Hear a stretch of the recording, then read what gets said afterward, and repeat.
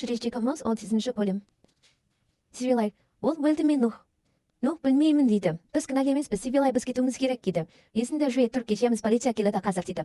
Сумру мен Таксин. Сумру мені кешір, менің сенбегеніме дейді. Таксин, сен мені сүйгенде маған сенер едің дейді. Таксин, мен қатыгез болып өстім, мен ешкімге сенбеймін дейді. Сумру ренжіп кетіп қалады. Халел мен Хикмет кездесіп жүреді. Сол кезде олар Жананмен де сөйлесіп. Халел Хикметпен кездесіп жүріп, Жананмен де сөйлесіп жүреді. Ақшасын алуға. Полиция келеді. Асатты үй қамаққа келеді. Асат Эсмадан кешірім сұрағысы келеді, бірақ Эсма Асатқа ренжіп жүреді. Тек сен менің баламның әкесісін, мен ертең ажырасуға арыз жазамын дейді. Асат, мені кешір, мен ажырасқым келмейді, мен сені жақсы көремін дейді. Нух пен Сивилай пәтер жалдайды. Нух досына звондап көмек сұрайды. Полициялар сұрақ жауап алып жатқанда, кешке қалған Сивилай ханымның аты жөнін беріңіздер. Басқа ешкім келмеді ме деп охранадан сұрайды. Ол камера запистеріне сұрайды, бірақ сақталмайды, тек жазылады деп айтады. Сивилай мен Нух телевизордан андаш алтынның өзінің көмекшісімен қалған Сивилай іздестіріліп жатыр деп телевизордан көрсетеді. Ал олар қашуға дайындалып жатады, досын күтіп. Халел Хикмет екеуі Жананды алдайтын жоспар құрады. Жихан мен Мелек өзеге келеді. Таксинге Сумру звондайды. Сөйлесе аласың ба, кездесейік дейді. Кездесуге келеді. Маған бір мүмкіндік берген керек ме дейді. Таксин, жоқ, саған бір өтінішім бар дейді. Менің бір досым бар, мектебі бар, оны ашу үшін қарызға ақша алыпты. Сол адам қорқытып жүр дейді. Сен маған тек есімін айт, мен өзім сөйлесемін дейді Таксин. Таксин сөйлесуге келеді, расписка жасыруға. Ол ақшасын беріп, қағазын алып кетеді. Таксин оны қорқытып, өз қағазын алып келеді. Солай Сумрудың досына келіп, распискасын, қағазын беріп кетеді.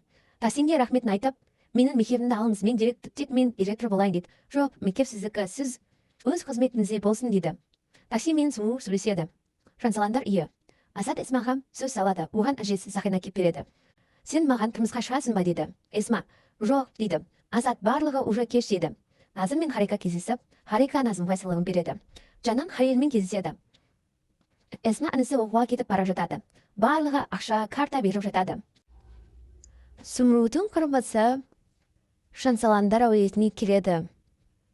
Сумрудың қалай зорланғанын, арыз жазғанын барлығына айтып береді. Барлығы өкініп, анасына сенбегенін барлығына өкініп отырады. Сосын Жихан ашуланып шығып кетеді. Мелекке қасына еріп кетеді. Сол кезде қонақ үйге барып, Халелді ұрады. Сосын Жихан Таксинге звондайды. Ол шынымен де зорлаған екен. Халел бізді алдапты. Бізге құрбысы айтты. Ол арызданыпты. Одан кейін арызын қайтарып алыпты қорқып дейді. Полиция жасырын камера арқылы Сивилайдың кінәсі екен біледі. Әрі оны телевизордан айтып жатады. Жихан мен Таксин Халелді іздестіріп жүреді.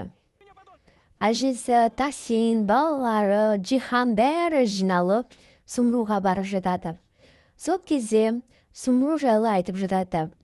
Ал сырттарында Хикмет пен Халел тыңдап тұрады. Хикмет Халелдің шын бейнесін біліп бойланып қалады. Таксин апасы балалары бәрі Сумрудың үйіне келеді. Сивилай Нух телефонын көтереді звондап атқанда. Сол кезде Нухтың врачы звондап, бізге жолығыңыз, сізге айтар жаман жаңалығымыз бар дейді. Келесі бөлімін көргілеріңіз келсе, маған тіркеліп подписаться етіңіздер.